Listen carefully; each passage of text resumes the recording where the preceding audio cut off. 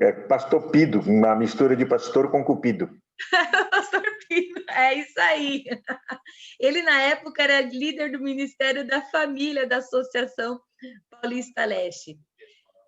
Pastor, seja bem-vindo, sinta-se em nossas casas, que o Senhor Muito use obrigado. mais uma vez e receba o carinho da Igreja da Vila Formosa. Gratíssimo. Eu tive a felicidade de participar da campanha Além do Ano 2000, né, com o pastor Fairaben. Eu cuidava de um ponto numa igreja menor, mas de quando em quando fui escalado para participar, oficiando batismos aí na Vila Formosa. E algum tempo depois, eu tive a felicidade de ser convidado pelo pastor Erlo para ministrar a palavra durante uma semana, mas anotem bem, era a minha moeda de troca. Eu queria realizar o casamento do meu filho mais velho aí na igreja da Formosa, e o pastor disse, tudo bem, você vai ser dispensado da taxa, mas você vai pagar uma taxa. E foi uma semana de pregação. Mas é uma experiência muito boa, significativa, então eu tenho um lugar especial no coração para a igreja da Vila Formosa. E agradeço muito por me terem convidado para este momento. Então, eu me sinto muito honrado. Pastor, seja bem-vindo em nosso meio. E agora a palavra é sua. Ok. Nós vamos introduzir o assunto a partir da leitura do texto bíblico que se encontra na carta de Paulo aos Filipenses, capítulo 4. Evidentemente que aqueles que atentaram para o título que foi anunciado terão suspeitado tratar-se deste texto o nosso ponto de referência inicial. Filipenses, capítulo 4, versículos 4 e 6. Diz assim: alegrai-vos sempre no Senhor. Outra vez digo, alegrai-vos. Não andeis ansiosos de coisa alguma. Em tudo, porém, sejam conhecidas diante de Deus as vossas petições pela oração e pela súplica com ações de graças. A razão da nossa alegria certamente é o Senhor Deus. Não somente por aquilo que Ele é, mas por aquilo que Ele faz. Isso é bem particular. O que Deus tem feito na vida de cada um de nós é certamente de grande relevância para nós mesmos, para os nossos e até mesmo para os estranhos. Deus é generoso. E esse é um fator de alegria no Senhor. Observem que a palavra de Deus não diz alegrem-se em todas as circunstâncias, mas diz alegrem-se no Senhor. Então, Deus é nossa fonte de alegria. Ele é a nossa bênção permanente, nossa bênção constante, nossa bênção renovável, como águas de um rio que não para de fluir jamais, e como árvore frondosa que serve oferecendo sombra, flores e frutos. É Deus na nossa vida, na nossa experiência.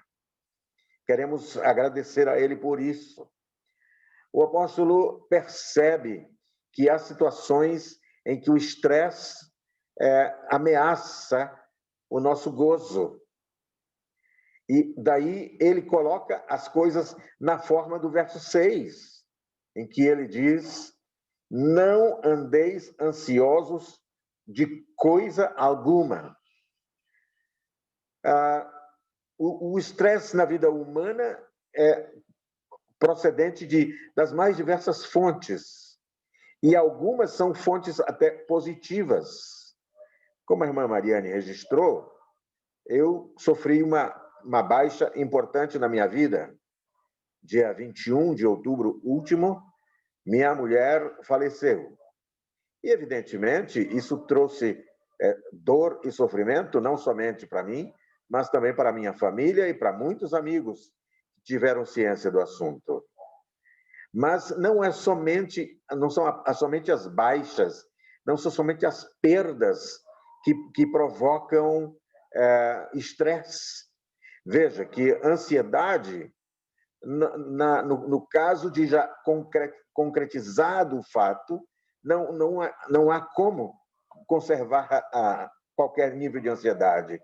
A ansiedade era antes, quando ainda estava enferma, quando ainda estava hospitalizada, o intenso desejo de que se restaurasse, voltasse para casa, todas essas coisas. Mas ainda assim, é melhor, quando o estresse for de natureza negativa, que não nos esqueçamos de que Deus tem interesse em nos favorecer, tem interesse em nos abençoar, tem interesse em nos alegrar, introduzir, portanto, a Deus no espaço adequado na nossa existência, fará uma enorme diferença. Pode ser que você esteja se perguntando como é que o homem perdeu a mulher há tão poucos dias e aborda um tema tal como este. Bem, uma amiga antiga falou-me que esperava que eu estivesse alegre como sempre. Essa ideia de uma alegria permanente me agradou e eu expliquei para ela que o meu sobrenome significa homem feliz e que eu agradecia a Deus por ter me escolhido uma família com este sobrenome para me inserir. E ainda mais, eu louvo a Deus pela família, a família cristã, a família espiritual, assim também, como de modo particular, a família da minha mulher, que é muito mais numerosa que a minha, que me acolheu e conserva mantém essa acolhida, assegurando-me pelas expressões de carinho, pelas orações, pelos muitos cuidados, a acolhida significativa que eu recebi. Na verdade, até escrevi para alguém da casa, depois repliquei, que eu decidi com 100% de acerto quando escolhi casar-me com a Elda. O nosso casamento foi um casamento que deu certo desde o primeiro dia. E, além dos 2 filhos que ela me deu, ela me outorgou uma família que hoje é a ampliação do meu círculo familiar. Isso é muito significativo. Eu também acho que não é errado, no momento de perda, agradecer a Deus pelo lucro que se teve. Foram 45 anos, 8 meses e 5 dias até a partida da minha mulher, e eu terei muitas boas coisas para lembrar ao longo da vida. De quando em vez me sensibilizo, deixo rolar algumas lágrimas, quando me lembro por algum aspecto como é que ela e eu estaríamos interagindo em determinada circunstância.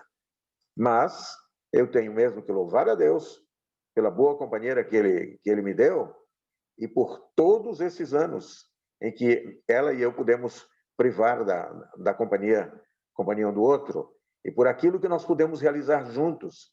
Eu encontrei muitas pessoas empolgadas com o meu ministério, mas ele foi sustentado por aquela senhora que quase nunca aparecia, como só ia acontecer. A maioria das esposas dos pastores são bem anônimas mesmo.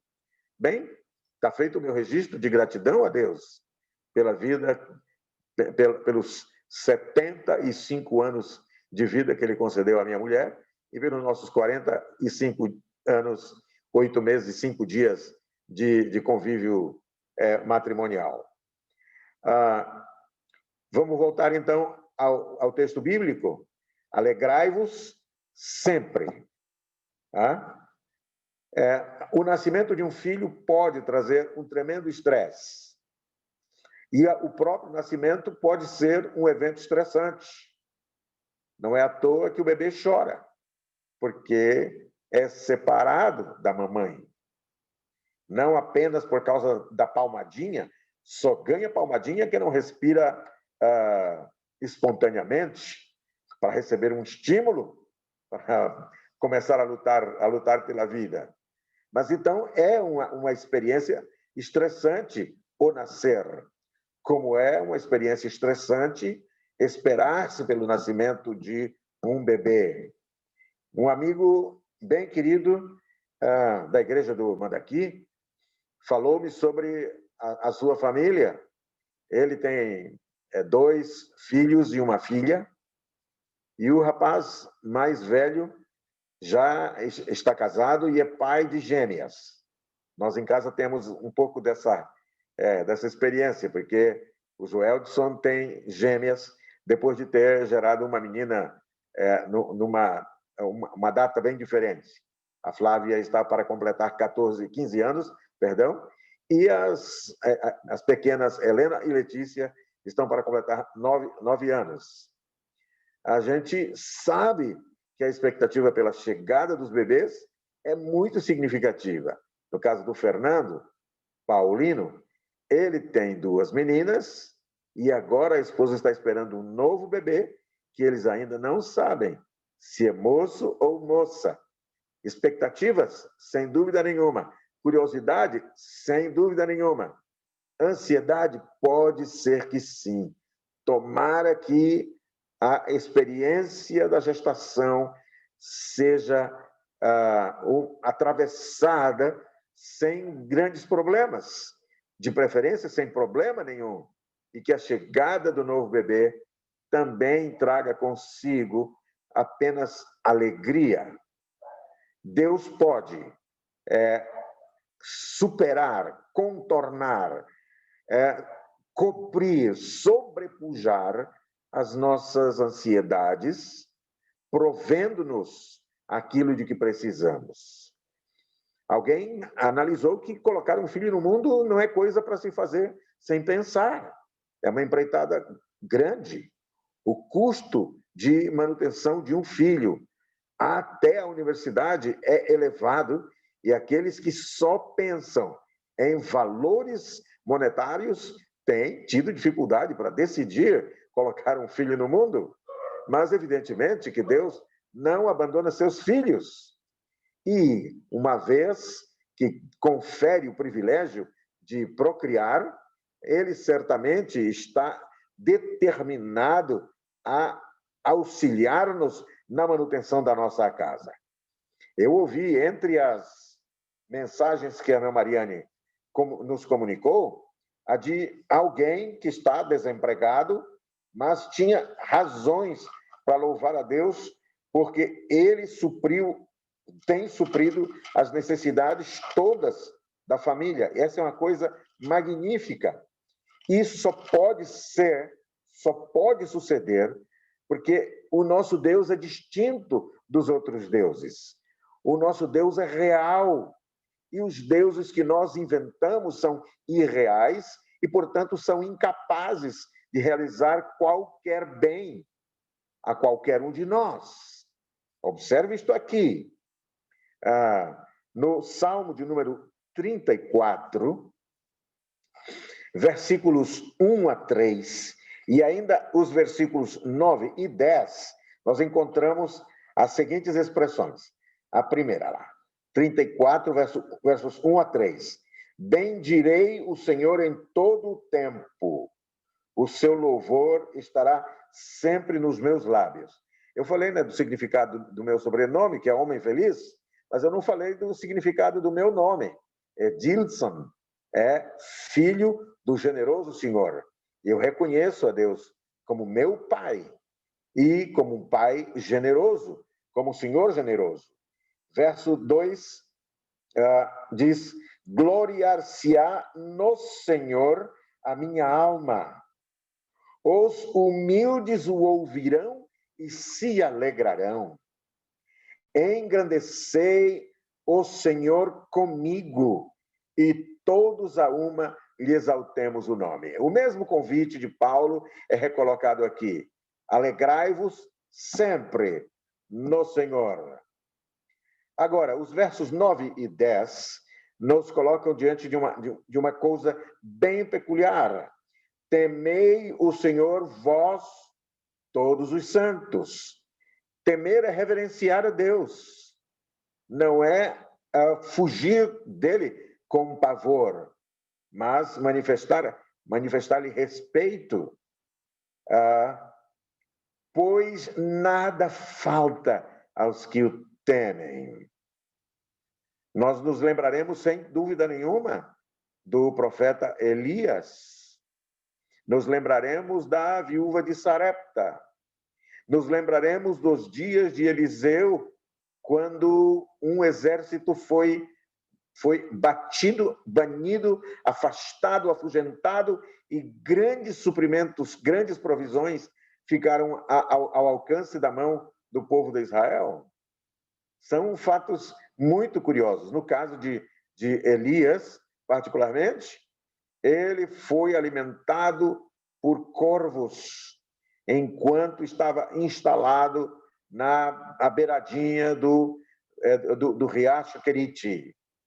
E quando chegou à cidade e pediu à mulher que fizesse um bolo para ele, ela disse: eu só tenho um pouco de azeite na botija e farinha, vou fazer o último bolo para mim e meu filho, e depois vamos esperar a morte. Ao que ele disse: faze primeiro um pequeno para mim, e depois faze-o para ti.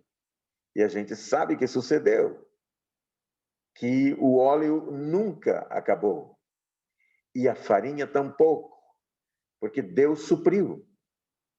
Nas imagens que nós recolhemos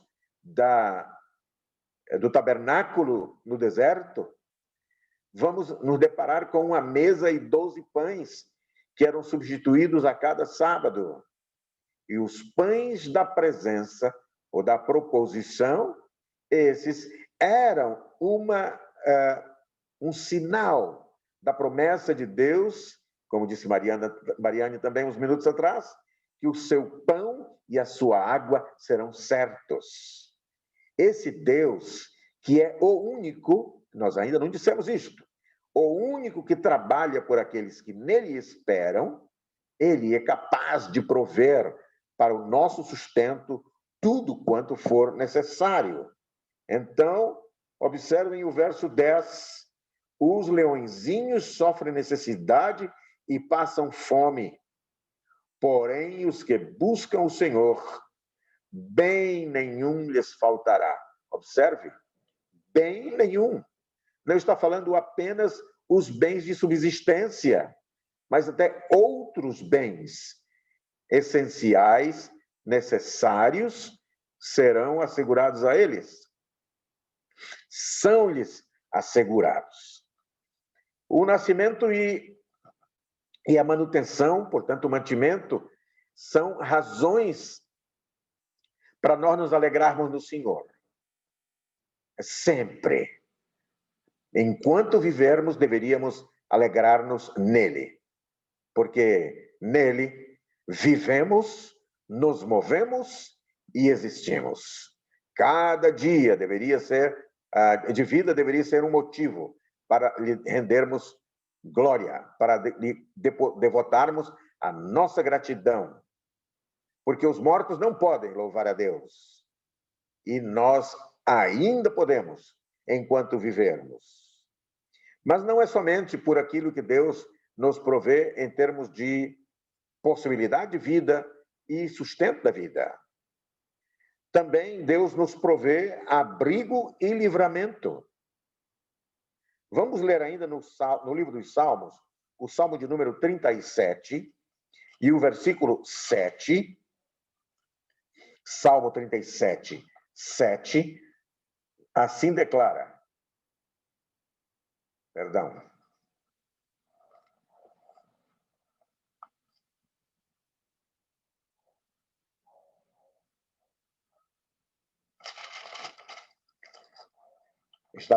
Era no Salmo 34,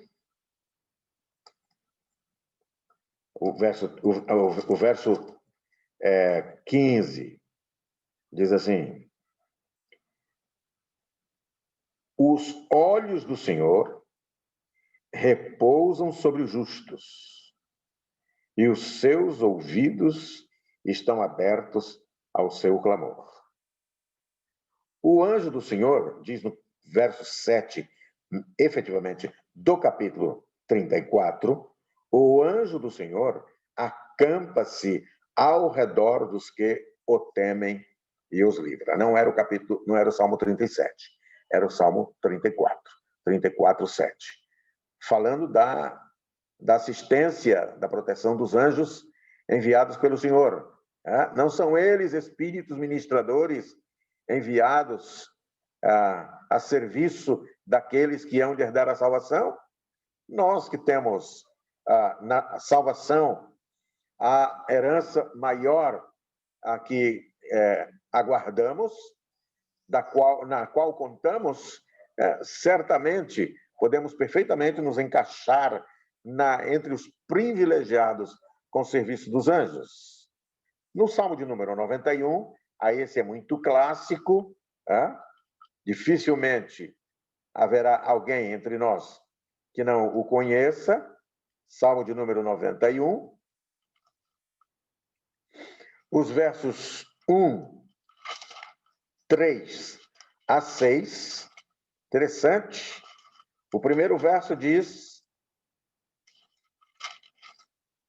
o que habita no esconderijo do Altíssimo e descansa à sombra do Onipotente.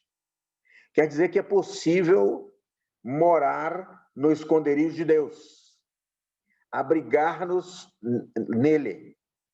Aliás, o salmista Davi diz que ele preferia viver somente um dia debaixo das marquises da casa do Senhor a viver 1000 anos com aqueles que praticam o mal. Olha aqui, as marquises não têm paredes em torno de si.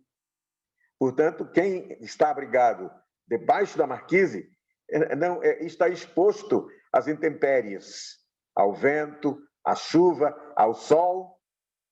Mas ele disse: eu prefiro morar debaixo da marquise do templo um dia só. Eu prefiro viver um dia só debaixo das marquises do templo a viver 1000 anos com aqueles que praticam o mal.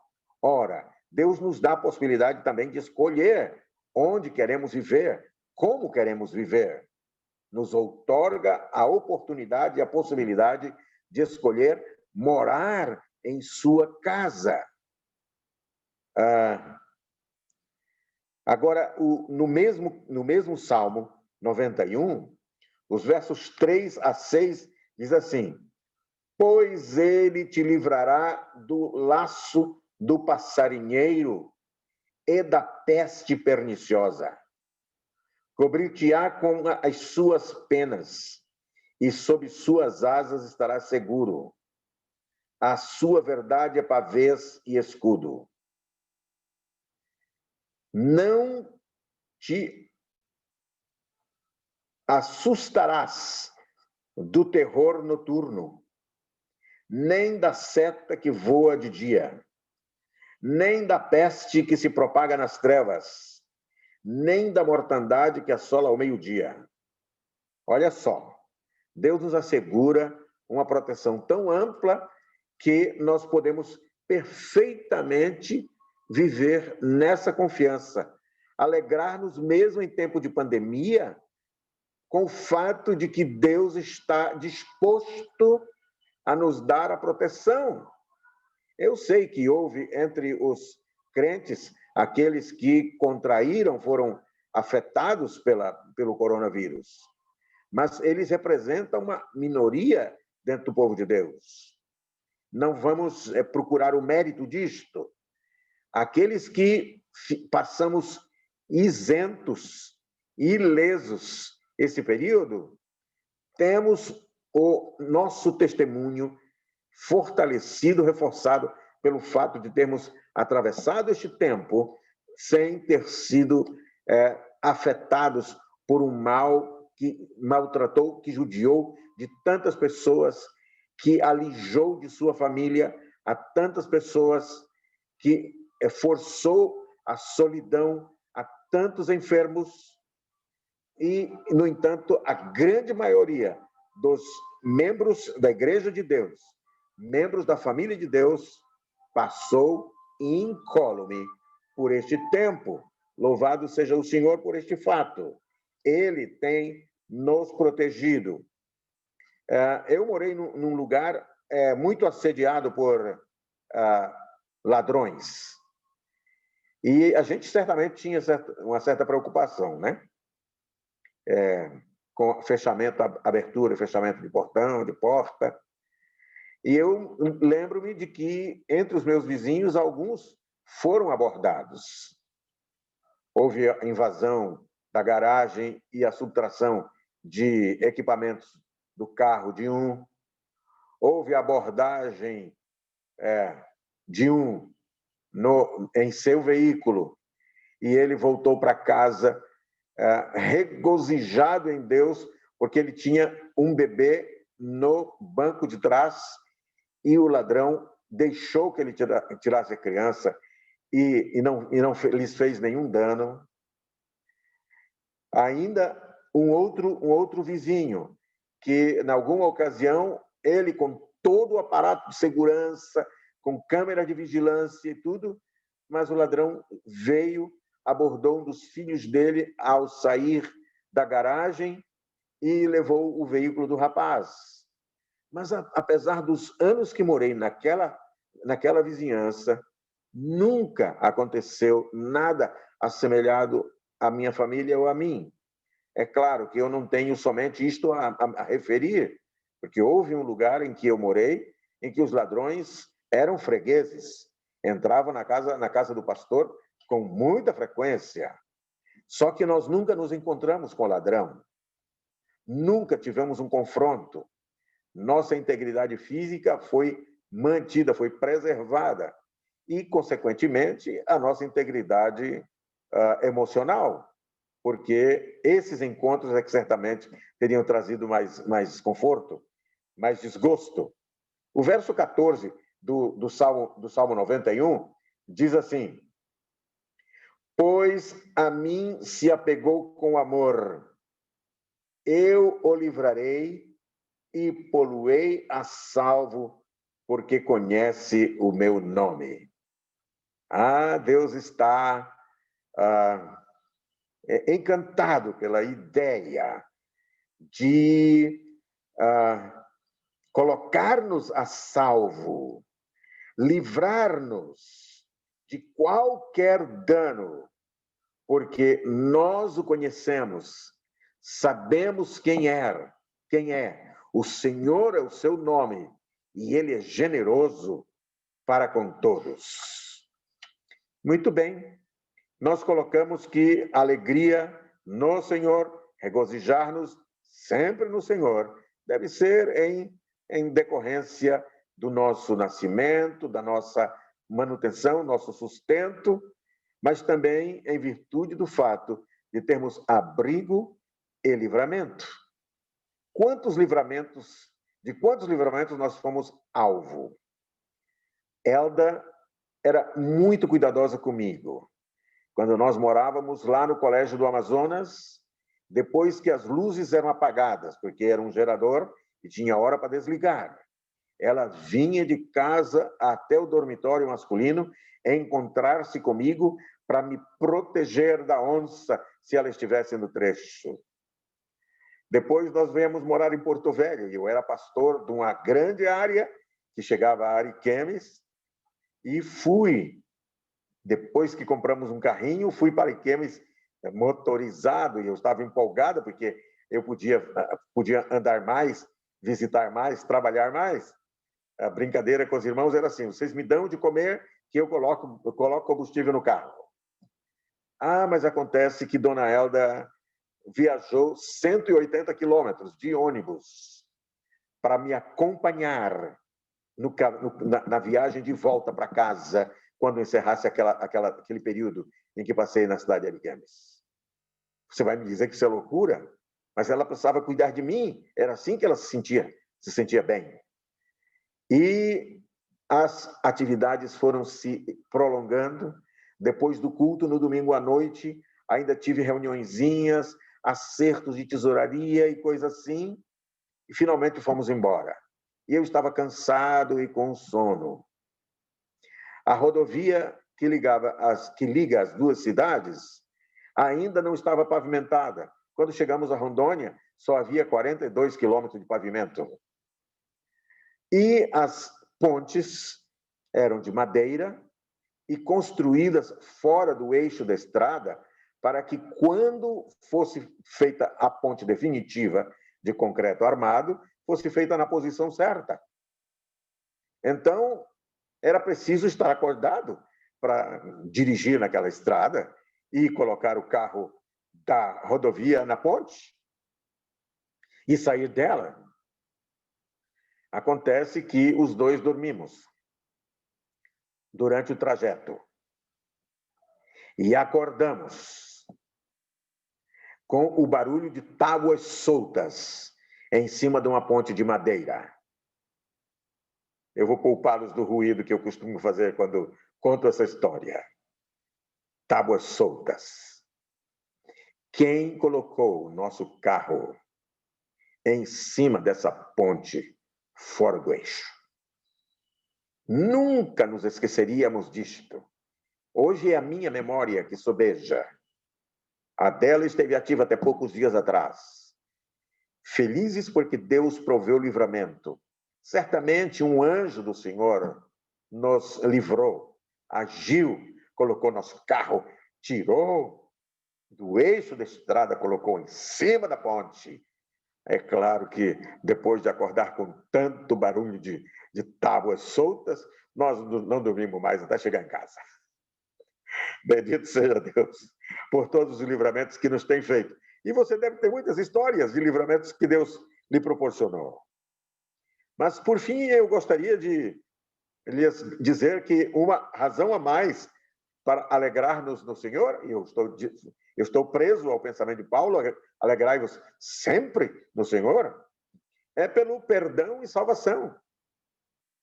Nascimento e manutenção, abrigo e livramento, perdão e salvação. Quando Nosso Senhor, de acordo com o Evangelho, que recebe o nome de Marcos, Evangelho segundo Marcos, capítulo 2. Marcos, capítulo 2, versículos 1 a 5, aí se conta a história de um homem doente. Ele é descrito como paralítico. E ele era portador, ele era portador de ferimentos profundos. Nós estamos vivendo uma época em que as pessoas empregam termos bem elaborados, escaras profundas, escaras de decúbito. Minha mulher teve escaras de decúbito e teve uma profunda escara de pressão na região sacral, com exposição de osso. Mas isso já era história, estava praticamente, completamente fechada essa também. Os ossos estavam cobertos, nova carne estava sendo colocada lá. O que era isso para um Deus que colocou, juntou um osso ao seu osso, e tendões, e carne, e pele, e levantou um vale de ossos secos como um poderoso exército. Deus podia fazer o que fez para o bem da minha mulher e pode fazer para o seu bem também. Acontece que esse homem, descrito como paralítico, estava exatamente portador de escaras profundas. Ele achava-se com a sua carne pútrida.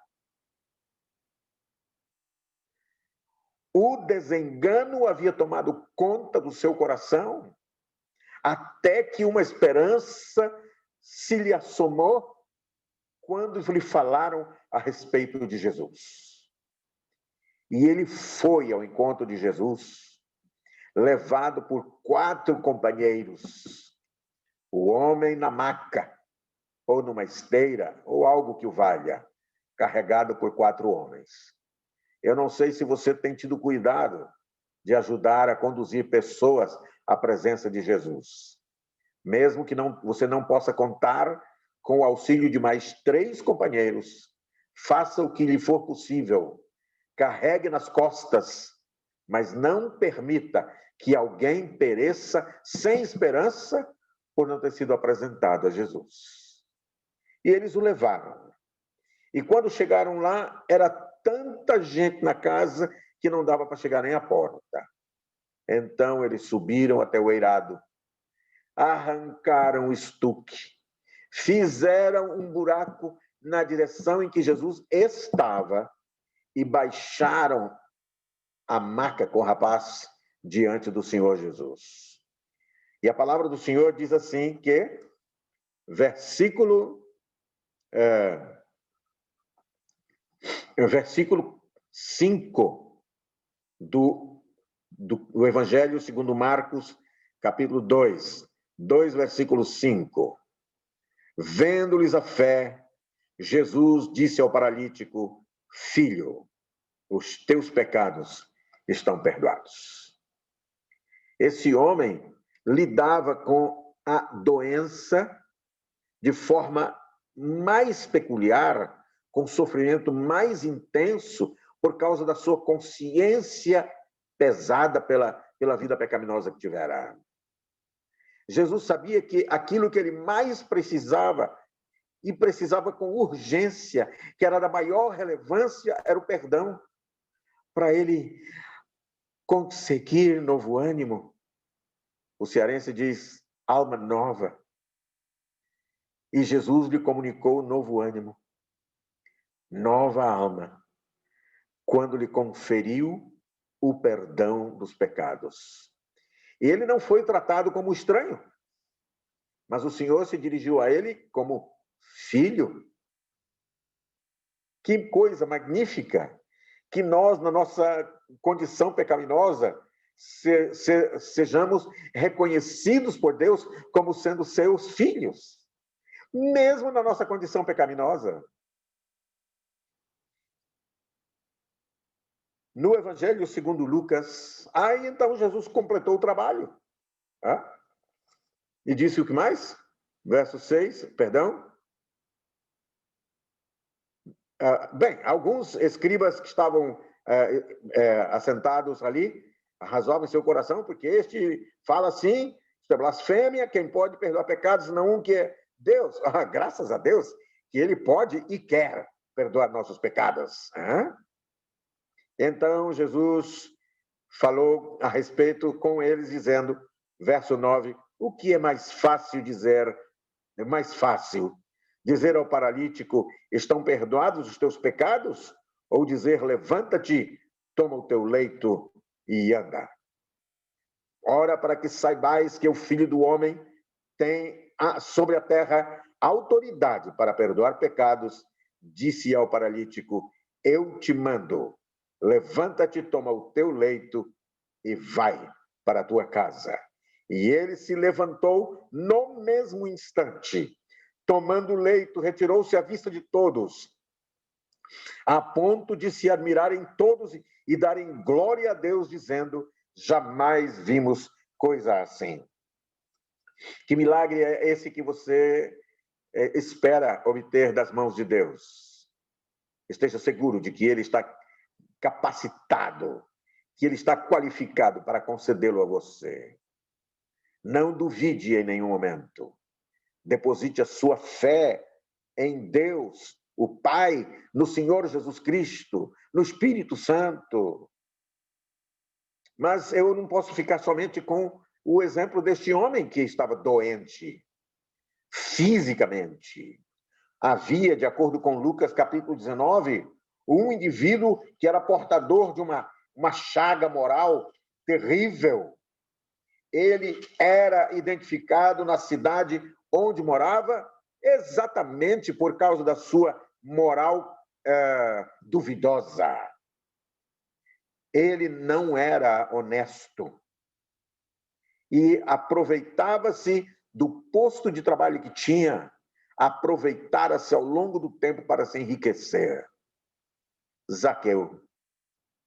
Ele teve um encontro com Jesus, até inesperado, porque ele tinha se aninhado entre os galhos, as folhas de um sicômoro, mas o Senhor, ao chegar diante da árvore, levantou os olhos como quem sabia o que sucedia e quem lá se encontrava. O Senhor levantou os olhos e, fitando-os no homem, lhe disse: desce depressa, Zaqueu, porque me convém pousar na tua casa. Ora, um homem de moral duvidosa, um sujeito desonesto, e, no entanto, segundo o próprio mestre afirmou, convinha-lhe pousar na casa desse dito cujo. Eu não sei que marcas você carrega de pecados na sua vida. Não sei como anda a sua moral, mas eu sei que o mesmo Jesus que restaurou fisicamente e espiritualmente o homem paralítico e que agora, diante dos nossos olhos, restaura o homem Zaqueu, declarando-o salvo, e não somente ele, mas toda a sua casa, o Senhor está qualificado para restaurar você, perdoar os seus pecados, instalar-se na sua casa como hóspede de honra. Eis que estou à porta e bato. Se alguém ouvir a minha voz e abrir a porta, eu entrarei em sua casa, com ele cearei e ele comigo. Nosso Senhor quer viver uma experiência assim conosco. É da maior intimidade o sentar-se à mesa junto com alguém. Maior intimidade ainda é comer-se do mesmo prato, da mesma porção, compartilhar a porção. E se você acha que seja indigno dessa interação com o Senhor Jesus, pense nas condições de Judas. E quando Jesus anunciou que havia alguém entre eles, na cerimônia daquela ceia derradeira, que o entregaria, que o trairia, e os discípulos perguntaram: quem? Ele disse: aquele que comigo mete a mão no prato. Só pessoas muito íntimas compartilham dessa forma uma refeição. A despeito de Jesus saber de tudo a respeito de Judas, ele não recusou a sua companhia, ele não o rechaçou, ele não o afastou, mas aceitou viver na profundidade essa experiência de comunhão com ele para benefício do homem pecador. Porque Deus não pode ser beneficiado a não ser pela glorificação de seu nome. Vamos finalizar nossa reflexão neste tema da alegria no Senhor, do regozijo no Senhor, com a leitura do Salmo de número 51. O Salmo 51 é aquele em que o rei Davi coloca derrama sua alma perante Deus. Afirma ter consciência da sua condição pecaminosa, mas também afirma conhecer a benignidade e a misericórdia de Deus, que ela é suficiente para apagar as transgressões de um homem como ele. Nós sabemos que esse salmo foi escrito depois que Davi tropeçou na lei do Senhor. Possuiu uma mulher que não era sua e ainda encomendou a morte do marido dela para esconder que ela estava grávida dele. Vamos ler o Salmo 51, até o verso 12. Compadece-te de mim, ó Deus, segundo a tua benignidade e segundo a multidão das tuas misericórdias, apaga as minhas transgressões. Que Deus acolha como nossa petição individual este primeiro verso. Que nossas iniquidades sejam perdoadas e apagados os nossos pecados e transgressões. Lava-me completamente da minha iniquidade e purifica-me do meu pecado. Pois eu conheço as minhas transgressões e o meu pecado está sempre diante de mim. Pequei contra ti somente e fiz o que é mal perante os teus olhos, de maneira que serás tido por justo no teu falar e puro no teu julgar. Eu nasci na iniquidade, e em pecado me concebeu minha mãe. Depois da entrada do pecado neste mundo, todos recebemos uma herança maldita, uma herança pecaminosa. Nos tornamos solidários com Adão. Nós não estivemos com ele lá, mas é como se estivéssemos lá, participando do ato de desobediência dele e de Eva, sua mulher. Eis que te comprases na verdade, no íntimo, e no recôndito me fazes conhecer a sabedoria. Purifica-me com o hisopo, e ficarei limpo. Lava-me e ficarei mais alvo que a neve. Faze-me ouvir júbilo e alegria, para que exultem os ossos que esmagaste. Esconde o rosto dos meus pecados e apaga todas as minhas iniquidades. Cria em mim, ó Deus, um coração puro e renova dentro de mim um espírito inabalável. Não me repulses da tua presença, nem me retires o teu Santo Espírito.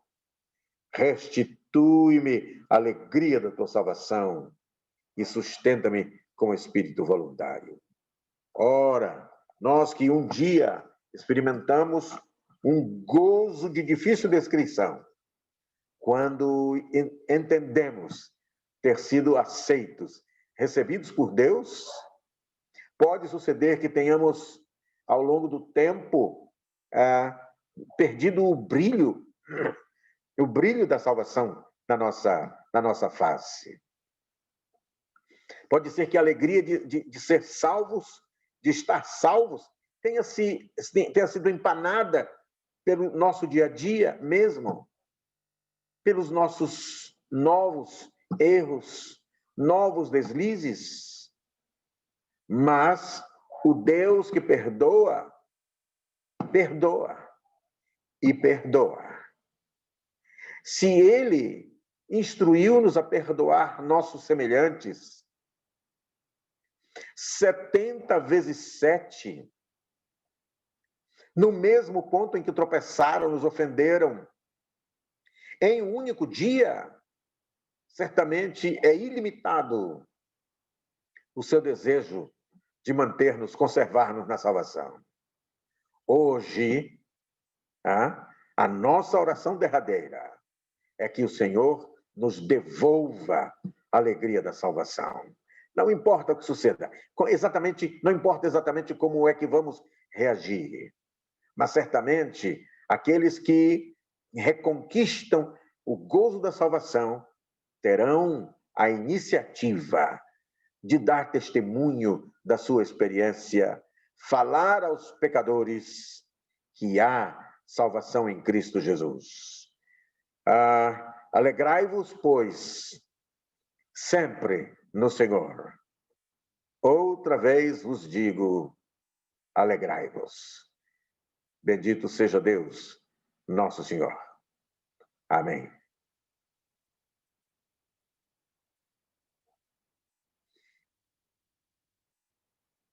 Irmã Mariane, irmão Toninho, quem é que entra no circuito agora? Muito obrigada, pastor. Ô, filhinha. Vamos lá, porque... Vamos finalizar cantando. Tem alguma escolha, pastor?